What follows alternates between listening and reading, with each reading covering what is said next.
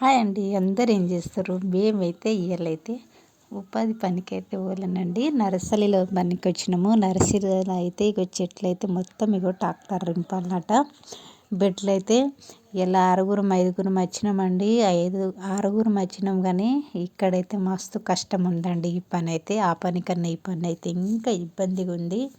ఇవన్నీ రింపుడు అంటే ఎప్పుడవుతుందో 3 బెడ్లు అయితే ఖాళీ చేయాలన్నట. 3 చేయాలి, ఇంకో సగం బెడ్ అట. ఇప్పుడు మేము ఎప్పుడు ఖాళీ చేస్తామో ఏమో. ఇవాళ టైం ఎంత అవుతుందో తెలియదు. ఇవాళ అయితే ఆయన అంటుండు పని చేయించే తమ్ముడు అయితే అంటుండు ఇవాళ ఎట్లా 11 అవుతుంది అని అంటుండు. మాకైతే అటు పోయినా బెటర్ ఉండు. ఇక్కడ ఉండి అయితే మేకమైతే అందరం ఇబ్బందులు పడ్డాము. కానీ ఏం చేసుడు, ఇక వచ్చిన పని అయితే కంప్లీట్ చేయాలి కదా. ఎందుకంటే ఒప్పుకున్నప్పుడు అయితే కంప్లీట్ చేసుడు. అయితే ఆయన అన్నాడు, మీరు వస్తారా వేరేటోళ్ళకి వెళ్ళాలని. అయితే మేమే వస్తామని మేము అన్నాం. అందుకు